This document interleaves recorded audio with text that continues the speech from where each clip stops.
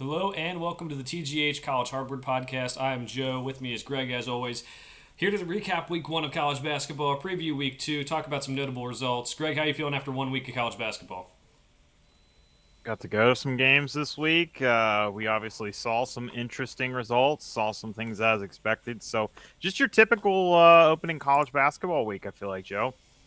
Yeah, I wish we talked about this too. It was kind of a lackluster slate. I kind of wish there was more marquee games. They used to have the Champions Classic the first week. They used to have the 24-hour marathon that they used to do. It is a sport that needs to come out with more of a bang. I'm not going to bring up other sports like other people do, but I will say it does feel like a little bit of a dud with how they did things. We did get some good games and some under the radar games, especially Friday, that will have tournament teams on it and some, as you said, upset results. But if you're really trying to get people outside of diehard college basketball fans to watch, I don't know if that first week schedule really accomplished that. All right, so let's go to our recap of Week 1. We're going to start it off with our pick games, and then we'll get to some other notable results after that. We're going to start off with number 21, USC and Kansas State. This was a game that I think we both had USC in this one, Greg. We talked about Naquan Tomlin was out for Kansas State, and it's a very, I would say, there's no timetable for his return right now, so that gives you a picture of what they could look like the rest of the season if they're without him. Tyler Perry had a big game for them. I know they were counting on Arthur Kaluma to also play well, and he'll get more and more involved as the season goes on. But USC wins this one 82-69. I think, we both came away impressed with the backcourt for USC. Boogie Ellis had 24 points. We kind of knew what he was coming into the season. But Isaiah Collier for USC, Greg, the freshman, he's proven why everyone said he was the number one recruit. He's doing a really good job early on, and I think this backcourt can really work together pretty well. Yeah, I was really impressed with what I saw from Collier. Passing, shooting, finished through contact a couple of times. Seems like a very dynamic player. Probably exactly what you'd expect from the number one player in a class, and still managed to impress me. I think when you have that tag on you, you maybe have to exceed expectations a little bit, or you're expected to do more than your average, top 5-star, top 10, whatever player. And he still managed to have me a couple of times. It wasn't just, shooting, there were a few passes that I remember there was a entry pass, a bounce pass that just I have in the back of my mind. I can't even remember who it was to. But I really like that team going forward. There's a lot of pieces. They have some good rim protection too. They got a couple of big guys in there between Page and Morgan that I like. So that team might I know they start off back into the top 25. That might be a better team than we thought coming into the season. Yeah, if they say college basketball is about guard play, they have two very, very good ones, and if they keep on working well together, that's impressive. My takeaway from this game, and then we also have another game coming up we're going to talk about too that kind of all comes together, is we were lied to about this freshman class. I believe this freshman class has a lot of guys who are contributing early, which shows good signs for later on in the season. I think a lot of times maybe people look at it from an NBA draft perspective of like, oh, Brandon Miller, 6'9", and can shoot threes and has great body control and can dunk. This class has some good basketball players. It's not saying Isaiah Collier is not athletic, but they know how to play basketball. Collier is very, very smart. We're going to get to some other freshmen, whether later on in the season with Kentucky, who has a really good freshman class. We saw some in Duke. We saw some Michigan State, but Baylor as well with Jacoby Walter. We're going to get to here in a little bit. I think this freshman class is like a group of non-athletes necessarily, like not like guys who are going to wow you, as we're going to get to with Walter, but like they're good basketball players, and that means something. So not just because you're not the most athletic, especially the way the league is going, NBA and college, with guys like Steph Curry, who also isn't the most athletic, being stars. This is kind of how things are going. So if you're not the most athletic, keep on trying, and we'll see what happens. But Collier, quick first step, great passer. He has those athletic tangibles, but he also has some intangibles that I like too. I'm excited to see how he progresses down the stretch. All right, next one up, we talked about it, Auburn and Baylor. This one, as Greg will yell at me if I don't mention, was at the Pentagon in South Dakota. One that had a little bit of swings back and forth, I would say. It wasn't like something that was clearly defined the whole game, but Baylor did end up winning 88-82. Jacoby Walter, the freshman I mentioned before, 28 points and 6 rebounds. And Auburn, For their freshman, Aiden Holloway, he had 19 points and 6 assists. Also ran things pretty well. So good freshman play there. But I was, as someone who was down on Baylor and said like, hey, they need this guy to be a star. He stepped up in this game. There's another game later in this week where he did not play that well against John Brown. But he played well in this game, and that's what they need. If he plays this way, they can be a top 20 team. They can compete in the Big 12. If he doesn't, that's where I get concerned with this Baylor team. Yeah, Joe, the only thing I would add kind of echoes some other points that you've made. There's another freshman we forgot who may turn out. He's, I think, a top 50, 51st maybe. Talking about Misi, had a ridiculous steal, and for a big guy, taking it down the floor for a dunk that was at a pivotal moment in the game. So, yeah, I think, Joe, there's a lot more freshmen that can play basketball. Maybe we don't have that kind of freak athlete Josh Jackson type where we're just like, this guy's got, he can, he's got the length, he can dunk, he can whatever, but we've got some good ball players. I still liked what I saw from Auburn. I know they lost this game, neutral court game. This is another one of those games that like I don't think this is going to hurt them, come tournament time. I don't think this is one that the committee is going to look at and say, oh, that's a bad loss. I will say, I think we both kind of said we weren't sure what to say about Baylor. They were replacing a lot of pieces. I think it might take them a little bit of time to get together. Bridges, Ray J. Dennis. Obviously, we saw a great game from Jacoby Walter. I really liked what I saw from the transfer out of ECU. Dude looks quick as can be. Might be able to offer them, some rim runner. I did like. I was a little surprised by what I saw out of Baylor. They were more put together than I thought they would be this early in the season for a team that was kind of turning over a lot. So, and one piece that was quiet, but it was nice to see him back on the floor. Jonathan Chamwa-Chachua, obviously coming back from injury and whatnot, so it was good to see him back on the floor. But Langston Love, I mean, there is something to like about this team. I don't think I thought they were going to play as well as they would against, a team that's traditionally, kind of a defensive juggernaut, Auburn under Bruce Pearl. So props to them for putting up over 80. Maybe this Baylor team is better than we thought, and I think they're going to need to be looking at that up and down that Big 12. So anything else to add, Joe? No, I really did like Ray J. Dennis. I think he's going to be a key factor of why they are better than I thought. I didn't think he'd be bad or anything. I just didn't think he'd be as good as he is so soon, transferring in after being the MAC Player of the Year.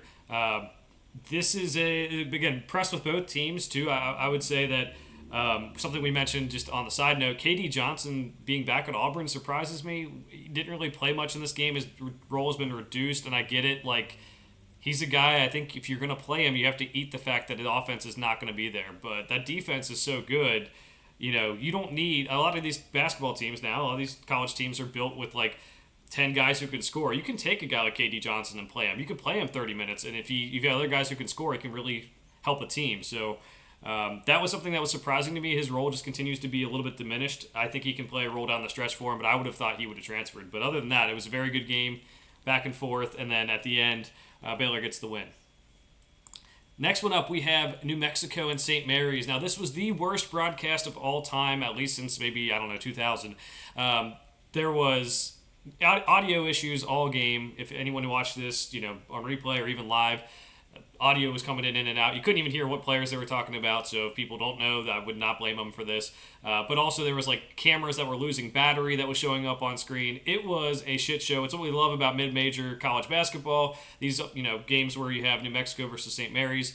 St. Mary's pretty much ran this thing the whole time. I would credit it mostly to Aiden Mahaney. Aiden Mahaney, who had 25 points. He got going really early, and that set the tone. Now, New Mexico wasn't full strength in this game, so I don't think you can kind of come away and say, hey, this is what they are. But it was a good showing for St. Mary's, which was a good thing because later in the week they did not fare so well. Yeah, Joe, you touched on the one point I wanted to make. No Jalen House for New Mexico. Obviously, I like watching this team, but being honest, they're a fringe tournament team at best. I just think they have some players that are fun to watch. I don't think this is a loss that, is going to hurt them. We'll continue to see what they look like when they're at full strength. Aiden Mahaney, obviously, like you said, came out, looks great. Sophomore year. We'll get to something a little later in the week here. But it's a good start for them at least. I can say that much. So again, not against a full strength New Mexico, but hey, a team that might be looking at a possible at large tournament bid. You're going to take a win against them every time. So. Yeah, I would say one takeaway from this game, other than just Aiden Mahaney's really good, kind of already knew that going in, is that the coaches poll should not be trusted. St. Mary's dropped one spot. I don't think they don't think they had all the people watch the games or put the polls in. They got 20 votes in the AP as well. Yeah. So they were in the others receiving votes. So they did drop a game to Weaver. We'll go ahead. We can go ahead and chat about that now. They dropped a game to Weaver State. I'll eat crow. I'll eat my crow. I still like this team. I don't know. I mean, we just saw Michigan State lose to. We don't need to get into all these now, but we just saw Michigan State lose to James Madison. I mean, these things happen. It's early in the year. I don't know, but I still like this team. Maybe it was getting a little ahead of myself saying they might overtake Gonzaga for the WCC crown, but at least they got one good win in this week, and we'll see where they go. I'm with you. I don't think this is an indictment on how the rest of their season is going to go, but let's keep in mind Weber State in this Big Sky Conference is going to be a team that typically gets like a 16 seed if they win their conference tournament. Sometimes they get a little bit higher, and for them, if they do win, that's good for them that they get an extra seed level here. Maybe they get a 15 seed. That can be huge for anyone, as you know, more 15 seeds win than 16 seeds. So I'm interested to see how they move forward. I don't think, as you said, it's an indictment on anything, but they did play 3 games this week. That's not something that's typical for a regular college basketball week, so we'll see if they can get things going from here on out. All right, so let's go to Friday. We have Arizona and Duke. Now, we were at a different game when this was going on, but we've both gone back and rewatched this. It's always good for the sport when some of these bigger teams end up playing each other. This one at Cameron Indoor, love when they're on campus for some of these. Arizona wins this one 78-73. I would give credit for the most part there for player development. A lot of the guys that we didn't know how good they'd be this year stepped up. They also, I think their defensive adjustments were really good, and I think it's just, a little bit of they have a more solid team overall than Duke does, and Duke has one hell of a player. Yeah, I agree with you, Joe. I think one player we have to talk about is Kylan Boswell. I think he had a great game. I love how he's leading that team. Not a guy that I necessarily had on my, radar as a top whatever point guard coming into the year, but man, does he look like he might fit the part in a team that's looking to me like it's going to be a top 15, top 10 team, for the whole year. And having, I believe he's a sophomore, correct? Having a sophomore leading the point. Obviously, we know a lot of the other pieces that are on that team. We've maybe brought up Caleb Love as one of our top transfers a little bit. Pella Larson, who obviously originally also was a transfer. There's also obviously there's some back end pieces. Interested to see what we get out of Jaden Bradley, and it'll be interesting to see what we get out of their bench. But man, their front line looks pretty darn good, and obviously that's why they took Duke to the wire and then finished the game on the road in Cameron. One of the we would agree one of the hardest environments to win in. So do you have any other takeaways from that game? Just 2 major points we're going to go over just for everyone's point of view. Greg does not like Caleb Love. I do like Caleb Love. Greg, I was not going to bring it up. Greg does not like his inefficiency. I appreciate players that can go get you a basket when you need a basket, especially talk about March. Say Boswell has a bad game, Larson isn't cutting as much, and the paint is clogged up. I think it's important to have him. I know he didn't have the best game in this one, but he did play good defense, and I do think that's something of value. But I understand Greg's point too. He's not the most efficient player. I just think he gives you more than players before like Kirk Kriisa, who all he can do is shoot. And yes, he had some assists too, but like he's not getting into the paint. Like the fact that you can do a couple different things offensively, that's going to be valuable, I think, in March when they do get shut down by some teams and they need someone who can just go get a bucket. Number 2, we had texted about this too. Right now, Duke is a one-man team. Filipowski was their whole game plan, 25 points, 8 rebounds. It was a great game for him, but Arizona made those adjustments. I mentioned in our preseason show, I needed to see a Duke guard step up and score. We did see that at the end of the game. Jeremy Roach hit a couple big shots down the stretch. He has to play that way the rest of the season for them to be that good, or they have to have freshmen develop. Greg, something you mentioned while we were texting is a lot of the freshmen didn't really have a big impact in this game for Duke. And when you have these big recruiting classes, yes, you have returning starters like Proctor and Roach and Filipowski and Young on the interior and Mitchell. You need some other guys who can create one and can come and provide a role for this team, which they just didn't have in this game necessarily. All right, so we'll move on to the next thing. We have Texas A&M and Ohio State. The podcast made a little bit of road trip up to this game to Columbus, Ohio. This was one where we got there a little bit late, but we saw most of the game. I was specifically impressed with Texas A&M because, we already knew they had guys coming back. Tyrese Radford had a good game. Wade Taylor had a good game, even though he was in foul trouble. Henry Coleman in that high post and mid post area really operated pretty well. Ohio State, I can't say I'm too happy with how their offense was. Bruce Thornton threw up a lot of shots and didn't seem like there was a lot of movement. I don't know how good this team can be. I know last year was tough for them, but if we talk about inefficient players, I think Bruce Thornton's also going to be on the list of guys who is going to be maybe inefficient this year.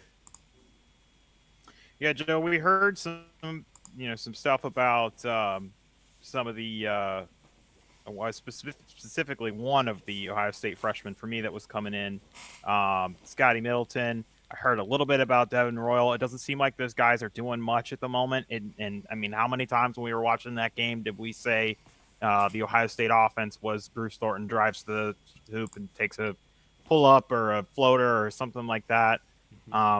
They want to, not be bottom of the barrel in the Big Ten. They're going to have to get something figured out on offense. They did hold Wade Taylor to a slow start. He obviously came in and put some buckets in the latter half of the game. So there's, I guess, something to be taken. I obviously took Ohio State, just thought maybe something funky would happen. Team on the road, first week of the season. But I know it was a closer game, but regardless of the score, I didn't really like what I saw from Ohio State. I did like what I saw from Texas A&M. So any other thoughts, Joe? No, I will say I was a little bit unimpressed with the environment. Something we mentioned too. The ticket prices weren't that much, but like the student section was half dead, and we know they're in the middle of a, college football playoff push here for football, and they had to get home game the next day. But that's such a big university, and it was such a, big game. I mean, it was a top 25 team coming in. I mean, Texas A&M was 16 overall.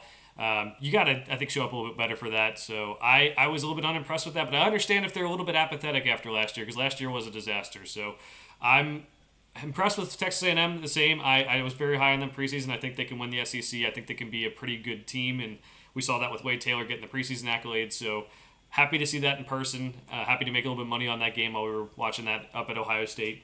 One other game that I'm going to add to the list really quickly, impromptu, Greg, that I think is worth noting, and we don't talk about it too much because we didn't really prep for this, that I missed it completely as well. BYU beat San Diego State. I don't think we thought BYU would be quite this good, especially going to the Big 12. And San Diego State, I don't know how you feel about them, Greg, but I know they're top 25, but they're one of those teams who lost a lot from that team. We talked about Arizona. Arizona has Kashad Johnson, who was a starter on that team, and he was a really good glue guy for Arizona in that game against Duke. They lost some other guys from that team as well. So BYU beat San Diego State, too. I don't know if you had any other thoughts on it, but I wanted to mention that while we were going through Friday games. Yeah, just they were one of the two teams to drop out of the AP poll this week, San Diego State. But I didn't, you know what? I didn't look. Did BYU receive votes? I didn't even check to see if that was something that happened there. Yeah, they did receive 32 votes, so probably like the 30th team according to the AP, give or take. So yeah, I mean maybe they're going to be better than. We obviously again we're 1 week into the season. We're not going to make any. There's really only one team I'm ready to make a call on at the moment, but we're not gonna get too far ahead of ourselves with most of these squads. But yeah, I think that is a notable result. Didn't even have it on our radar to talk last week. I mean, Joe and I, as with our friends, we pick every top 25 game. We're not going to talk about every single game. That you didn't need to hear us talk about Baylor and John Brown last week. I don't think that's a good use of anybody's time. But this was one that we picked, and I believe we probably both picked wrong. I'm pretty sure I picked San Diego State, and one that we didn't have on our radar to talk about on the podcast, but obviously a notable result. So I'm glad you brought that one up, Joe. That'll be something to watch going forward, see how that San Diego State team comes along. I mean, you mentioned a couple Mountain West teams that'll be big this year, possibly a fight for the top spots there, and for BYU with the new conference. Going to be tough in that Big 12. I don't know how good they'll be, but this will be a nice feather in their cap at least to start things off. Other Friday games we had Tennessee and Wisconsin. One we had a chance. We had to miss this one, but I know I went back and rewatched. Tennessee ends up winning 80-70. We had talked a lot about Dalton Connect. Greg, he had a fantastic game, 24 points. We also saw Sakai Ziegler back in the lineup after he got injured last year. A defensive force, but also kind of gets the offense going. I think I hate to do this and be like the middle guy every time, but I came away impressed with both teams because Tennessee showed they can score the basketball, which is something they've struggled with for the last several years. Wisconsin, they brought everyone back last year. Tyler Wall being healthy, I think, is crucial. I think they could have been a much better team if he was healthy down the stretch last year. They brought in AJ Storr, who I think gave them something. They moved Decision to the bench to facilitate that. I think this Wisconsin team can be pretty good in the Big Ten as well. So I hate to be the guy who always says I like both teams here, but I do like what both teams brought to the table in this game. I completely agree with that. Anytime you put up 70 plus on Tennessee, I would feel the same way about a team that does that against Auburn. These defensive-minded teams. Yes, this Tennessee team is a little bit different than the ones we've seen in the past, but they did have Zakai Ziegler back playing a little bit of a minutes restriction. I think they had said on the broadcast that they were only going to have him play like 20 minutes. It felt like he might have played. I didn't look at the box score. It felt like he might have played more than that, especially when the game was close coming down the stretch. The only other thing I would echo everything you said. I was impressed with both teams. I think Wisconsin's, in my mind, they're a top 25 team. I was impressed with what I saw from them. The only thing that I noticed, because I kind of started thinking, okay, this is a Tennessee team that, yes, they have a little bit of more of offensive firepower, but, why are they letting up, more points than they do in the past?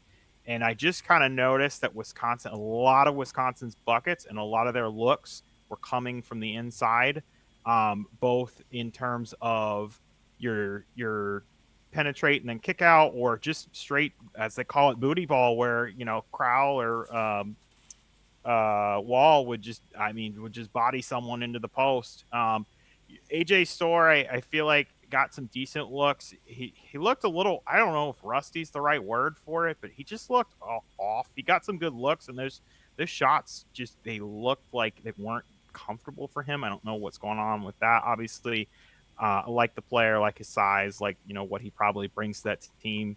A good, hopefully, offensive weapon that brings a little bit different than the other guys on the Wisconsin team. But just something to pay attention to. If you see Tennessee matching up with that, a team that has good interior presence or likes to play out of the post, you might think twice about picking Tennessee in that game. Definitely. I do have to say, I think you mentioned this too. Crowell is a very good post moves on the inside for Wisconsin. Tyler Wall is like the niftiest guy in the sport. I think he just finds little areas to get into, can kind of go in the high post, can go in the mid post. He can kind of just wiggle his way around the basket. I think that was huge. And the Chucky Hepburn, I think, is actually going to be really improved too. I really like this Wisconsin team. They have some depth now. And they lose by 10 points to a Tennessee team that I think could make the Final Four this year. So a lot of good basketball there.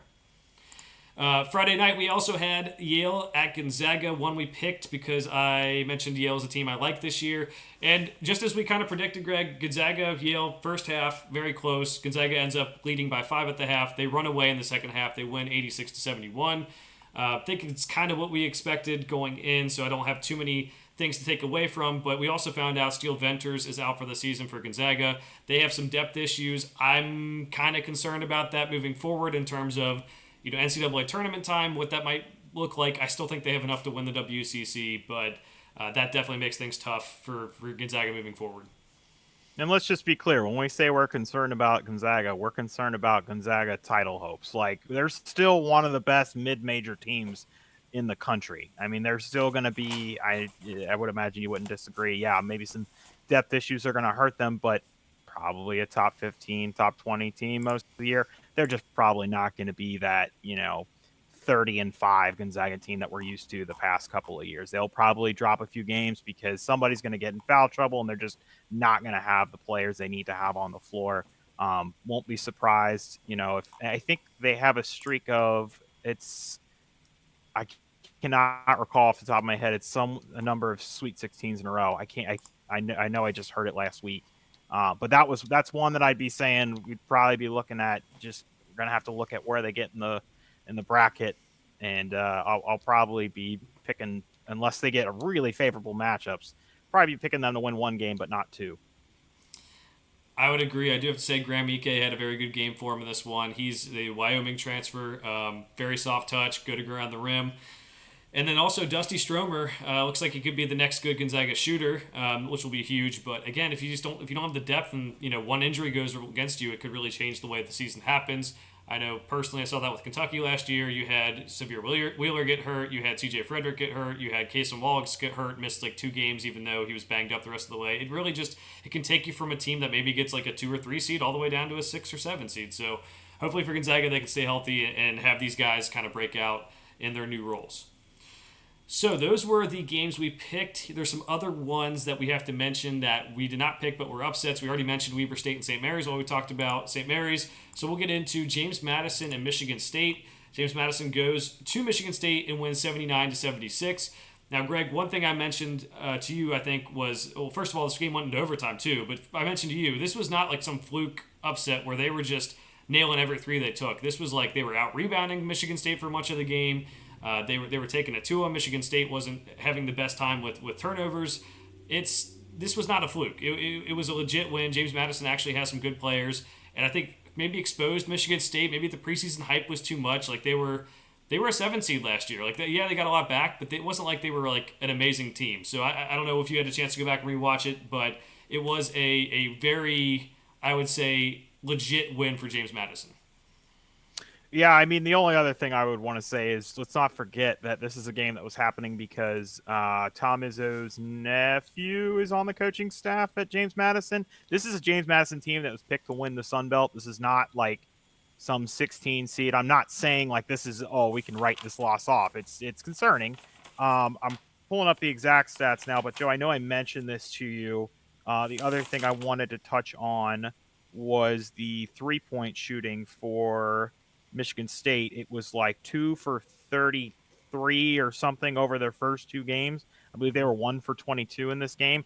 I wanted to say after seeing this game that that won't keep happening, and then they went right back around, and I know they won their next game, but they did the same thing, so that might be concerning. And Joe, I know you had mentioned another note, Booker maybe not playing as much as we thought. I think we both were really high on him. Thought big guy at Michigan State, he's going to get worked in. He's maybe not getting as many minutes, as many touches as we thought. So just a couple things to watch with this team. They obviously have a big game that we're getting ready to talk about. So I mean, it's concerning, but it's they didn't lose to, it's going to be a bad loss, but it's not one of those just absolute resume destroyer losses. James Madison is in the AP poll at 24 this week. So again, it doesn't mean that much, but I know, Joe, you saw the end of their next game. They turned right around, and I can't recall who they're playing, but I know was it a MAC team they were playing or something, and they went to double overtime. Was it Toledo or something? Kent State. Yeah. Kent State. So yeah. I mean, again, it's concerning for a team that I was very high on coming into the year. Thinking they were right there with your Tennessees and whatnot, being maybe a top 5, top 10 team. Not the kind of game you want to lose, but definitely not like just a horrid don't understand that at all loss. It's at least what looks like to have the makings of a decent team. Yeah, I think you're right. The shooting might be concerning long term more than anything, not the loss itself. They don't have Hauser coming out of there, then knocking down threes for them. They don't have Matt McQuaid like the last couple of years. They need some guys to knock down some shots, and that's going to be huge. I'll mention for JMU, like I said, not a fluke. TJ Bickerstaff transferred in from Boston College. His dad had been an NBA coach. You probably heard the name before. He had 14 rebounds in that game. Terrence Edwards was really good at creating his own shot and driving the ball well. And for Michigan State, I think it's going to take a little bit of working these freshmen in. I know I really like Cohen Carr and what he brings to the table. More of a glue guy. Kind of reminds me of Jared Vanderbilt from Kentucky a couple years ago. Just can do a little bit of everything, rebound well. But you're right. We have to figure out, is Booker going to play? What are they going to do with Sissoko if Booker does play? all that stuff. I just it's going to be one of those things that'll be interesting to watch. I think they're one of the teams you have to watch these next couple weeks to see how things really figure out. And I do think Tom Izzo will figure it out. It's just going to take some time. I think that's a good point, Joe. I don't think Izzo's figured out what his best rotations are. I mean, we've seen just on the inside, Carson Cooper's been getting minutes, Soko's been getting minutes, Booker's been in. Maybe Tom Izzo just hasn't figured out what he wants to do yet, and unfortunately, we're again about to talk about a big game. Probably time you'd want to have things figured out, but you know, Tyson Walker still had 35 in that game against James Madison. I mean, there's things to like, but it's just something to keep an eye on. Definitely, he always seems to get them right, so we'll see what happens there. And they do have a lot of talent, maybe just not the best parts together if it ends up being that way. But it could be a loss that maybe helps them get better down the stretch, maybe helps them get better this week. So we'll see. The last game we have to talk about, though, notable results. Louisville loses to Chattanooga. Now, Chattanooga usually has a pretty good program, but it's still not looking good for Kenny Payne and Louisville. They are a program that has had 2 rough years in a row, and it's getting to the point where if he loses some games to some of these teams again this year, the change might happen midseason. Yeah, I mean that's the only thing that I was going to touch on. That's my team. I'm ready to write off at this point, and that I don't think he'll be the coach next year. I mean, I don't foresee any kind of stupendous turnaround. I think they're done, and I don't think anybody really thought you know that having Kenny Payne at the helm was going to go this way. Maybe things are different if DJ Wagner ends up, saying I want to go play where Grandpa Milt played and is on that Louisville team, but he wasn't able to finish that. So right now, I mean, like what? There's nothing. They're not good at recruiting. They're not. They don't forget they won the UMBC game by 1 point. I mean, we're literally a basket away from this team being 0-2 against 2 very small schools. This could be even. That's the scary thing. This could be even worse than it is sitting here right now. I don't think he's the coach next year. No, and everything I can tell you about Kenny Payne from his time at Kentucky, very good at developing Kentucky's big guys. Did not have as much to do with the guards at Kentucky. He's a very good recruiter. I don't think he's like an X's and O's guy either. So when college basketball is dominated by guards and possibly some X's and O's, I don't know if that's really going to be a thing where he's a great head coach. Obviously, it hasn't worked out so far, but we'll see what happens with him this year. I hope that he does well and can keep the job moving forward. All right, so we have our recap for the week, and we're going to go to our picks of the week. We'll kind of break it down by 3 different categories as Greg's joined by a friend. Yeah, if you see me making gyrations, this is actually not my dog. We've introduced Rondo. Rondo's been on the show. Rondo's Joe's dog. My dog is Luna. She's getting groomed today. She's golden doodle, so she doesn't shed. So they have to cut her hair. And this is my brother-in-law Cameron's dog, Marley. I dropped Luna off to get groomed today and didn't want to go all the way back home, so I stopped off and decided it'd be a good idea to let Marley out of her crate. So if you see me gyrating or anything, I know obviously if you're just listening to the Apple, you won't know what we're talking about here, but Marley may come into frame. She's a little more active during the day than my dog. So, well, Marley will be joining us for a good portion of picking college basketball games here because we have Duke and Michigan State. We mentioned that Michigan State had a big game going on. This is in Chicago, and I think the Vegas is doing a good job of not overreacting to that loss. Greg, Duke's only favored by 2.5 on a neutral floor. This is going to be a pretty close game, I think. I agree. The only thing I want to say is if you want to look at this from a storyline, is like who do you think needs this game more? I'm not saying like we're gonna panic if either of these teams. I mean we're talking about 2 top 10, top 15 teams playing against each other, but like what's gonna look worse if and I have my answer in my mind. I just don't want to give you that bias, but if Duke loses to Arizona and then goes and loses to Michigan State. Or if Michigan State obviously has that bad loss to JMU and then goes and loses to Duke. I know what my answer would be, Joe. What do you think would look worse in terms of optics? I think it would look worse for Izzo, but I do think that people would kind of give him like, oh, Izzo will figure it out type of thing. With Shire, it'll be more forgivable, but also people would start wondering, okay, can this guy coach? It's year 2. What's going on? He has some of his players in there, so that's kind of how I would answer. I think the reactions are different. I think my opinion, I think it would be worse optics for Duke just because of what we've seen from Michigan State in the last couple. I think we would if they lose this game, it's going to be because it's the same story that you've already talked about. It's we're just getting points from Kyle Filipowski. I think that's. I guess maybe I should have elaborated a little bit. I think that to me, if we see the same thing and they lose the game, then there's going to start to be a little bit of panic. Now, obviously, they took a good Arizona team to the buzzer, so not too much panic. But we're talking about a team that everybody's saying, national title hopes. We might be ready. We're not going to say, this team isn't a Sweet 16 team. This team isn't this or that. You might be ready to say, hey, maybe we should take a second, take a step back and say, is this a national title worthy team, or are they kind of in that second tier? We'll be looking to see. If any of those freshmen get more minutes tonight, have bigger impact. McCain had, I think, 9 points against Arizona, so he was their biggest contributor.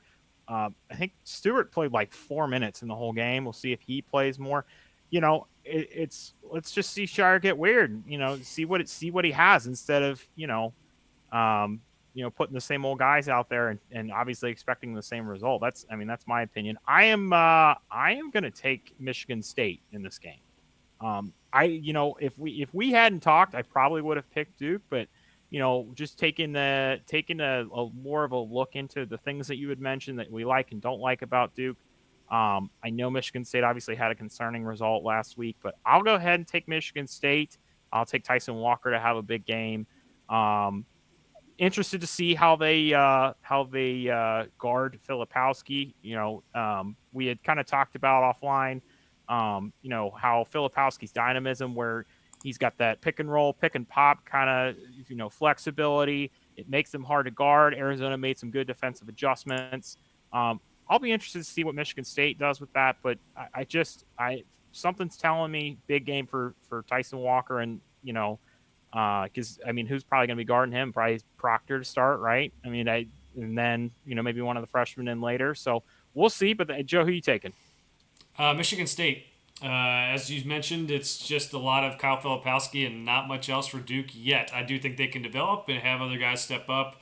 And even Jeremy Roach doing that in game one really did help me a little bit with Duke. It was when I was high on preseason. I just thought we'd see a little bit more in the first couple games of the season. I'm going to go with Michigan State for a couple of reasons. I think guard play matters. I think Michigan State as a whole has better guard play than Duke, especially if they're playing their best. They did not play their best against James Madison. Specifically, A.J. Hoggard did not. He plays better. If Akins plays better, and if Tyson Walker continues to play well and even plays better himself, because he didn't play perfect either, that's huge. And also, they're one of the few teams in the country, and maybe it's just, maybe them, maybe Kentucky, maybe some of the other schools like that. They're one of the teams that can throw bodies at Filipowski, different looks in terms of who's guarding him, whether it's size, whether it's athleticism, maybe Carr gets on him. If you need someone to get, around screens, over screens, he needs, someone to kind of bang him in the post, they got that. So I'm going to go Michigan State as well. Neutral site game, and I think the guard play will matter. So I think we're on the same page there. But let's go to the second game. Kansas and Kentucky, number 1 and number 2 all time in wins in college basketball. We have Kansas, who maybe lost a scrimmage we're not supposed to know about, even though it was televised. We have Kentucky. Both of them are 2-0. Teams have played a lot of times in the past, whether it's this challenge or the Big 12 SEC challenge. A lot of freshmen for Kentucky. There's a lot to be excited about for this game, because I don't think it's as over as other people maybe think. Kansas is only favored by 3.5. Yeah, I am going to take Kansas as well. Obviously, there's a lot going on with that Kentucky team. There's a lot we've seen that we like. We've gotten the chance to see them in the preseason, play on their foreign tour and whatnot. But it's Bill Self's world, and we're just living in it until somebody shows me otherwise. So this is not an indictment on Kentucky at all. They just happen to be playing Kansas, and I think, Joe, we both kind of said that this might not even be one of the better Kansas teams that we've seen in the last couple of years, but it's still Kansas. It's still Bill Self. It's still his world, and we're just all living in it. Arguably probably one of the top 3 coaches in the sport right now, with a decent set of guys, and I'll take them to win until we see otherwise. Let me ask you this, Joe. You're obviously our Kentucky fan, our resident Kentucky fan. Kentucky wins this game. What happened to make that? What if we're looking after the game? We're talking post game. What happened to make that? What does Kentucky have to do to pull off this win? I don't know. I'm still flip flopping who I'm going to take here. I don't know, but I do think if they do win, it's going to be because Kansas doesn't have enough 3-point shooters to spread the floor. They're able to double Dickinson in the post, or at least even if they want to guard him straight up, they're allowed to pack it in a little bit against them, and that could be the difference. Kentucky's bigs are out for this game still. Aaron Bradshaw's not going to play. Ugo's not going to play for them. They're going to go small, so if they pull Dickinson away from the basket, we saw last year he struggled pretty bad with defense, specifically some of the more mobile guys he had to guard. That's how it's going to be. It's either going to be Dickinson does enough to make Kentucky pay for not having a big, or he's going to be stretched out so much that Kentucky's going to be able to score around him. Now, you know what? I'll go Kentucky with this one. I think it's going to be a close game. Again, Kansas only favored by 3.5. I do like their guard play, but if you can't hit shots, it's going to make it tough. And Kentucky, I think with their ability to get out in transition, could pull Hunter Dickinson away from the basket as well. I'll say they win. I do think there's a possibility they get blown out too, but at the same time, I just young teams, they have some veterans, at least with Antonio Reeves, who can knock down some shots. I think Kentucky is kind of like simmering there. They want to win this game after how things have been talked about in the last couple of years, and going small might be the best thing for this team. We talked about it last year, Greg, a lot. Oscar Tshiebwe clogging up the paint and not being a good passer out of the post made that offense bad, even though he was a very good individual player, very good rebounder, and you would take him on your team. It's hard to run a free-flowing offense that works these days, so I'll go Kentucky. I think it's, after Kansas lost that scrimmage that, again, we're not allowed to know about or talk about, I think there's some doubts there with them and with Hunter Dickinson as well, and I'll go Kentucky. I'll take my chances there. So that wraps up the Champions Classic. Let's go to the Gavitt Games. These are the Big Ten, Big East games for Dave Gavitt. We'll start off with Xavier Purdue. We both went to Xavier, graduated from Xavier, I think. I guess I didn't officially see your diploma, but we'll assume. I have it. Okay, there you go. I paid for it. I darn sure have it because I paid for it. You paid for it. That's right. You didn't earn it. You paid for it. But this one, I'm not too excited for, Greg. What do you think? Oh no, I just wanted to hear what you had to say about how many points Purdue's going to win this game by. I Xavier's short this year on bodies. I have no idea who they're going to throw at Zach Edey. I just we got to pick this game because it's a big game for our alma mater. But I mean, I'm taking Purdue. I don't think they'll have an answer for Zach Edey, and I'm not sure they'll have an answer for some of the other weapons that Purdue has. I would be really worried about Xavier in general scoring points. Maybe we'll see something out of these couple of freshmen and transfers that were brought in. But what are you thinking, Joe? Besides the fact that I'm assuming you're picking Purdue, what are your thoughts on the game? Purdue, I'd be happy if Xavier covers the 17 or gets in between the 17.5 point spread there. I don't have very high hopes for this team other than just Sean Miller will figure it out. We've got plenty of transfers to help out with that, but I do think Purdue is on a revenge tour. They can go at you different ways, plenty of different players now. I think Braden Smith is much improved at the point guard so far. We'll see when he actually plays more competition, but I think he'll be more improved this year. I don't think they're taking any prisoners. I'm going Purdue pretty big in this one. But, again, if Xavier can just keep it kind of close, I'll be okay. Next one up, we have Wisconsin and Providence. This one is at 6 p.m. on Tuesday. This one's at Providence. Now, we have, Wisconsin we just talked about a lot. We also have, Providence, who has a new coach this year, and has some players returning, but maybe a little bit of iffiness whether they're good enough to make the tournament or be a top 25 team. Yeah, Joe, just unfortunate this game also happens to be on Tuesday. I know it's a little bit before the Champions Classics with a 6 p.m. tip, so maybe be able to catch a little bit of it. But want to see what Providence has with Kim English at the helm. I know we talked about in our preseason special about really like Bryce Hopkins is, maybe one of our top 10, top 15 players in the country this year. So I'm going to go with Wisconsin, maybe, recency bias. I just saw them play a great game against Tennessee. Yeah, they lost. But I'll go ahead and pick Wisconsin just with the depth that they have and whatnot to go ahead and win on the road at Providence. Joe, what are you thinking? I'm going Wisconsin as well. Not to just agree with you all the time, but you're right. I think I do really like what they have this year. AJ Storr is going to bring a different element to the team they already had, and if Wall stays healthy, I think they could be a really good team this year that we just didn't see happening because it just looks so different from what it did last year. Providence, sorry, not Purdue. Providence. I'm very big on them as well. I do think Bryce Hopkins is one of the best players in the country and did not get nearly enough accolades in the preseason. I remember most of last year we were talking, is it Bryce Hopkins or is it Sule Boom for Big East Player of the Year? And then Tyler Kolek kind of sweeps in and kind of takes it. So I think he's very good. Devin Carter's back too, but I think in a big game, go with the experienced team, go with the experienced coach with Wisconsin, even if it's on the road. I think they'll be able to get the win there, even though I do think Providence will probably end up being better down the stretch. Not better than Wisconsin, just better than they will be in this game. Next one up, we have Marquette in Illinois. This one's at 8 p.m. Eastern on Tuesday as well at Illinois. Another game that unfortunately is just going to have a tip time that you're not going to see much of this game unless, like you and I, we go back and watch. There's a little bit of a heavier slate this week, but I think if I remember correctly, it's kind of front loaded. So maybe later in the week, especially like Wednesday, Thursday, we might have some time to go back and watch these games. But I'll go ahead and take Marquette. I mean, they're bringing everybody back. This is their first big game of the year. I'll go ahead and take them. Joe, what are you thinking? I'm going to go Illinois. I mentioned earlier in our preseason podcast, I really like Terrence Shannon and what he can do. I think they're a very good team.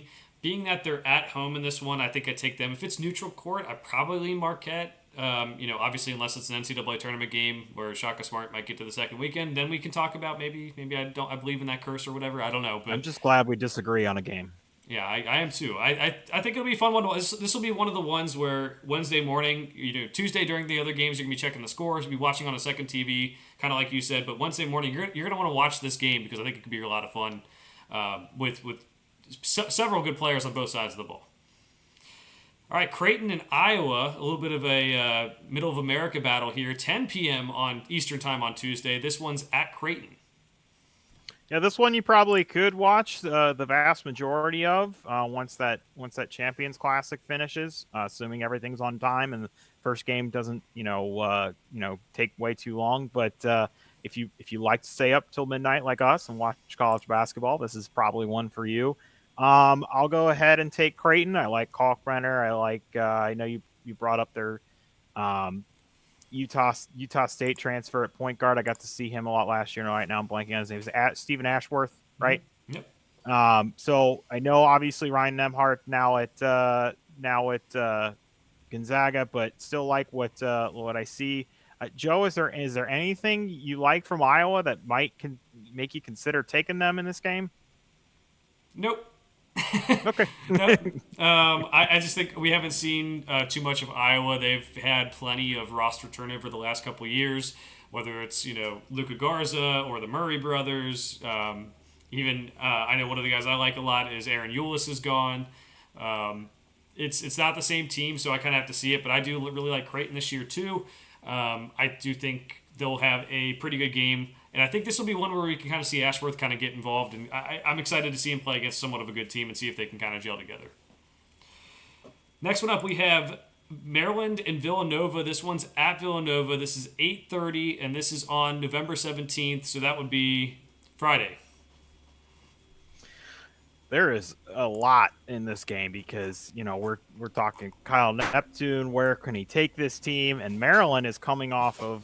I need to double check I know I texted you about both of these games. Do you have the two teams they lost to off the top of your head? I do not. I know they lost to some bad teams. I don't know who they were at the top of my head. It was. And this is great. This is great content. Great podcasting. It was.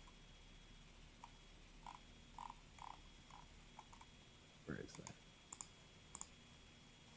There we go.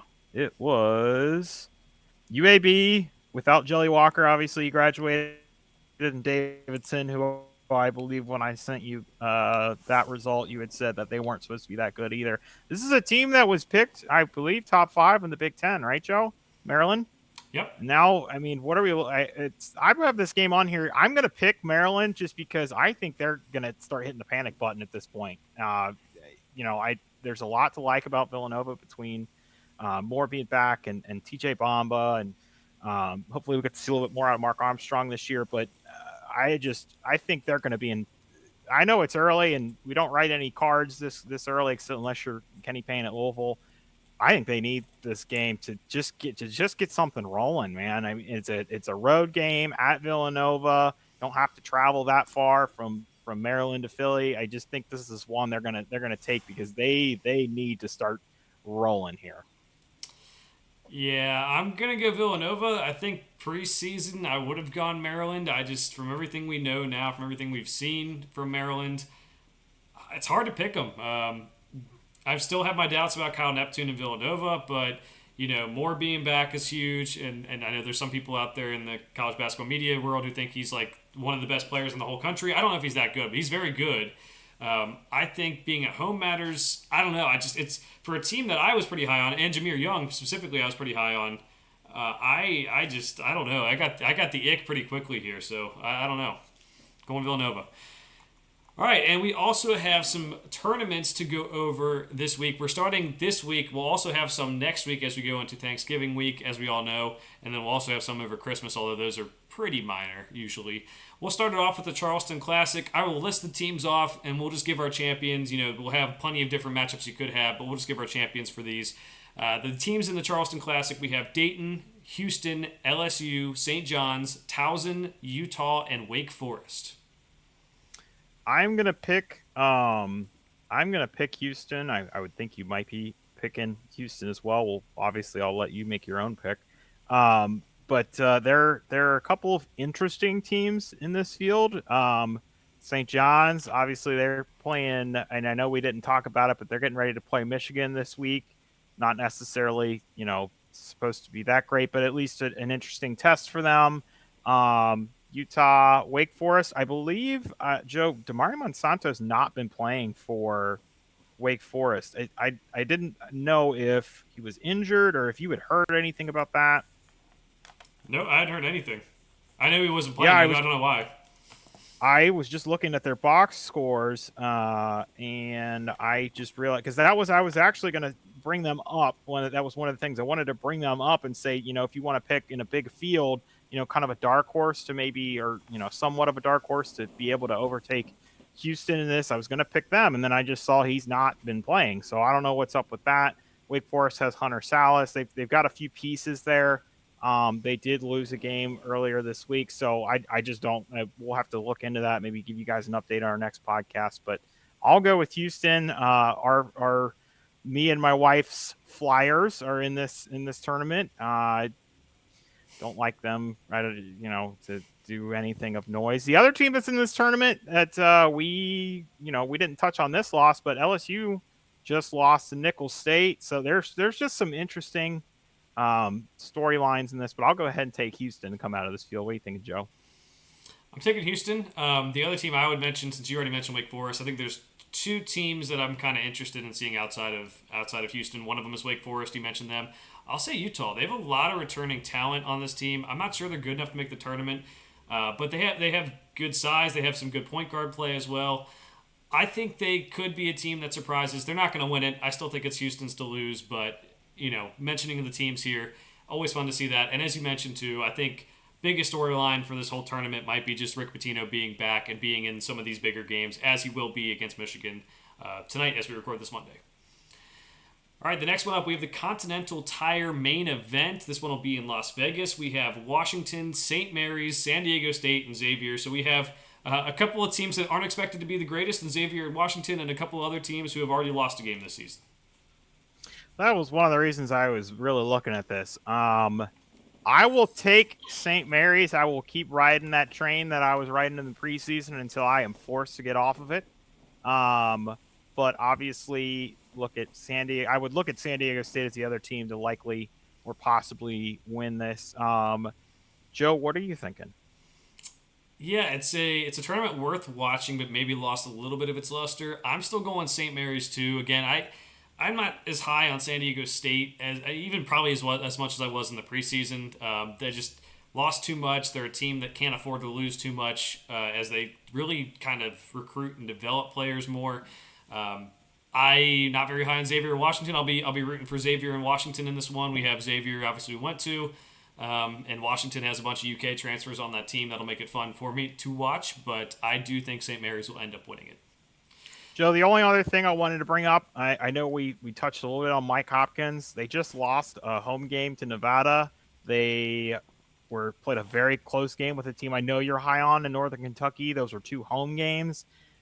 Just something to monitor. Nothing Mm-hmm. too terrible there. Nothing absolutely mind blowing. But to me, I mean, if they lose the game to Xavier and then lose to either of the 2 teams that they'd be playing, it might start to hear some whispers. Not that the second team they would be playing in St. Mary's or San Diego State would be that would be a better game for them, I think. But still, if you're sitting here with a couple of losses, it's early, looking at the rest of their schedule. They do have a game with Gonzaga early December. That's really the only other big test, unless you want to say Colorado State at home. That's a game from what we've seen from them so far. They could absolutely lose, but getting into that Pac-12 schedule, it's just a situation to monitor. Not really anything to say other than just take a look at it. I know we talked about one of your former Kentucky players, Keon Brooks, out there. We'll just something to keep your eye on. If we start to hear whispers, Joe, who are you thinking coming out of this field? Oh, it's St. Mary's in that one, but I will say, Mike Hopkins, hot seat. Yeah, there's a couple guys on the hot seat already. He's on the hot seat. Kenny Payne's on the hot seat. Just programs that have a little bit of history with basketball and just need to do a little bit better. Empire Classic, Greg, the last one we're going to pick, UConn, Indiana, Louisville, and Texas. It is a very, very good, in terms of brand, event we have going on here with the reigning national champion being in it too. Yeah, I'm gonna take Texas coming out of this field. I haven't seen enough of UConn yet for me to want to pick them over Texas. We just talked about how maybe going to be relying on some younger players and Stephon Castle and whatnot. A lot of turnover from that national championship roster. Indiana also in the field. I was texting Joe. Almost lost to Army, so Mike Woodson, maybe it starts to get a little interesting for him too. But I'll go ahead and take Texas to come out of this field. Joe, who are you picking, and any other thoughts? I probably should think twice about this because this is a team I picked to go very far in the tournament last year, and they did go pretty far, but not far enough to win me money on bracket challenges. But Texas, I'm going to take them. I like their guard play, Tyrese Hunter, Max Asmus. Might remember him from Oral Roberts. UConn, as you mentioned, I'm not really sure. Some people have them as high as like 5 in their preseason rankings. I'm not really sure how you get to that conclusion based on what they have coming back. Yes, Castle could end up being very, very good, a one and done, and everything else. But even then, you still have other guys that need to step up, and there's guys who are injured coming into the year. There's guys who have totally different roles than they did last year. It's a whole thing where I'm sure they'll figure it out, but I don't know if they're a top 10 team this year. I don't know if they, I think they're a tournament team. I think they compete for the Big East. I just don't know if they're a national contender this year. I'll go Texas. I think it'll be fun to see them win this one possibly. And I do think, having the coach from last year, Rodney Terry, take over, I think that's huge. The players support him. I think it'll be fun to see them maybe win this one. Joe, I do think some of that UConn hype is that projection. I've seen a lot of Donovan Clingan. I saw someone put him in their preseason All-American, not just Big East All, but I saw him placed in a preseason All-American team. I think that's a bit much for a guy that, yes, was fantastic coming off the bench behind Sonogo, but maybe you really like Tristan Newton, you really like Stephon Castle, you really think Clingan's going to take a big step. I'm with you on this. I don't get having them as high as a top 5 team preseason. I think they're going to be a decent team. I don't personally, unless we see something fantastic from Stephon Castle, think we're going to see them as a threat to repeat his national title team. But maybe talking about possible sweet second weekend team. Just depends on how things roll together. So wouldn't be the biggest surprise. So just definitely wanted to touch on that. I know, Joe, you and I have talked about how there is just so much hype for Donovan Clingan, and maybe a little more than there should be. Definitely more than there should be so far, but hey, he could definitely live up to it. He just hasn't shown it quite yet, and at least on a big, large picture. But we both have Texas for the Empire Classic. That's the last tournament we're going to pick. Greg, any final thoughts for the week? Just feels like a prelude to Feast Week. Just get me to Feast Week. Just get me basketball. We're gonna have a little bit of afternoon basketball, but just get me to basketball all day. That's what I'm looking forward to. Yeah, I think it was not even until Thursday when afternoon basketball starts. That's a travesty. People work from home these days. People like me do this, full time for a living. We just got to have something on the screen next to us while we work, and it's got to be something done in the future. But I'm excited. There are a lot of good games this week, as you mentioned before. Feast Week, we get all these cool tournaments. My turn to remind everyone to like and subscribe to the YouTube channel, like and subscribe to the Apple Podcast, Spotify, wherever you get your podcast. Leave us a review. It can be 1 star, it can be 5 stars. You can tell me whatever you want about me or Greg or our opinions. It'll be great. We just appreciate that you're listening and enjoying college basketball with us. For now, thanks for watching us, guys. We'll see you guys next week.